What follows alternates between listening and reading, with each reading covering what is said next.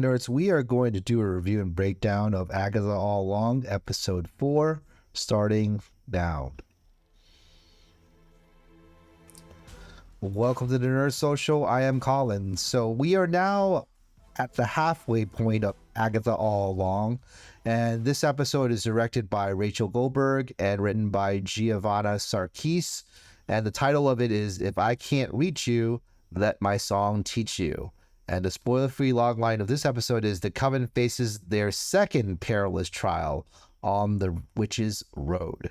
So this episode I think was pretty cool. It's a repeat of the previous episode from last week where they were in a house. In this episode, there's another type of house trial, and there is a ballad that happens in this episode, very similar to the one in WandaVision with Agatha All Along. I think that it's definitely done very well, and all the characters have a very wide range. So singing, dancing, acting, I think that it does lend itself in the versatility of all the actors that played these roles. In any case, I was very entertained. Even though I think that the episode was pretty short, it still got to a point where I really did enjoy it very much. On a scale of 1 to 10, I would give it a 8, which is a road trip. I think that, again, the ballad was pretty good. I think that the performances are pretty good, but it's a repeat of last week's episode, so that probably knocked it down a little bit.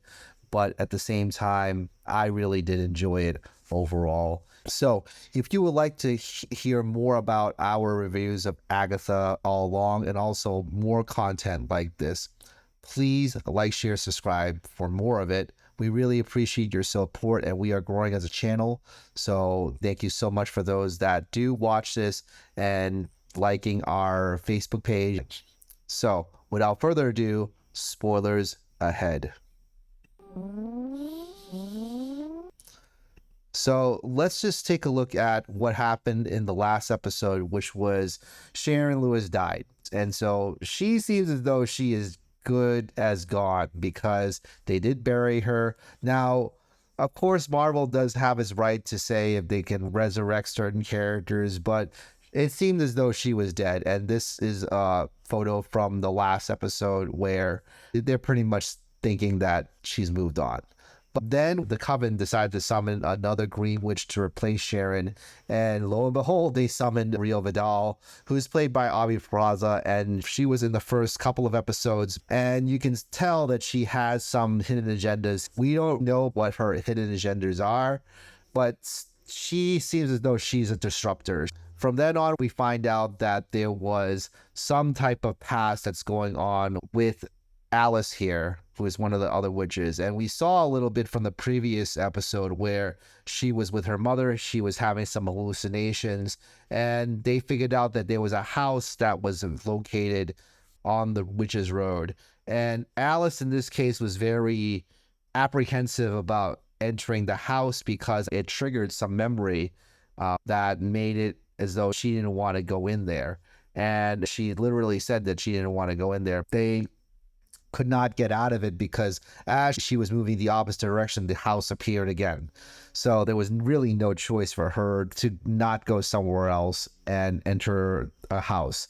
And again, this is almost like a repeat of the previous episode where not only are they entering another house, but again, a themed house. Whereas you saw in the previous episode, it was more of a housewives, very nice modern decor type of house. This was definitely a more 70s vibe. And of course, their clothes change as well during this time. Then we get to see Rio getting involved as well, trying to convince Agatha to betray the coven. And this was in a soundproof box where she was trying to say all that, but then it was revealed to the coven because Agatha turned the sound on. And so everybody knew. And everybody knew that Agatha was not going to betray them. And then also brings up some doubts about Rio. But I think that the whole coven really had some doubts already about Rio in the first place, but they're just not trying to say the quiet part out loud. And then what happened was that the crux of this whole episode was when Teen decided to play a record, but it was played backwards, and it summoned a demon that came into this 70s themed house. And they started having to play a ballad in order to get rid of the demon. And this is pretty much the whole episode here, where all the different coven members were singing and playing their best, and Agatha trying to say to Alice to try to play her best on the keyboard, and they were just rocking out. It was pretty cool overall to see, like I said in the spoiler-free part, the versatility of the actors that are here, singing, dancing, being an actor. So it really forces them to play all these different types of roles, and it really is done to great effect. And it carries the spirit of WandaVision, where in WandaVision you saw Wanda and Vision were playing all sorts of different sitcom actors during the decades. And you see a little bit of that here, where you have to have an actor that plays all these different sorts of roles with all these certain themes as well. And I'm sure that in the few episodes next week and the following week, you're going to see a lot more of that going on. Definitely a really refreshing way to appreciate actors doing these versatile roles. Then we get to see a point where Teen was stabbed in the stomach with some glass shard, and he persevered. He still played because he knew that it was important for the demon to be killed. And eventually the demon left his mark by slashing the top of the shoulder of each of the members of the coven. And it was a really good effect there. And then we saw the demon in full form, and Alice was able to slay the demon once the ballad was over. And once it was over, there was another secret passageway that opened, and they were able to bring Teen out. We get to see how Agatha was able to have some compassion for Teen. She definitely does have a soft spot for him, and we've seen since the first episode, he was a person that broke into her house, stole some things, but I think that his enthusiasm, his obviously admiring Agatha, has made her a lot softer towards him and made her much more compassionate of him. And you could definitely see that there was some emotion from Agatha when he was on the brink of death here. And toward the end, we find out that Rio told Agatha that's not her son. And we pretty much assume that is Wanda's son from WandaVision. Agatha had to hear that for herself.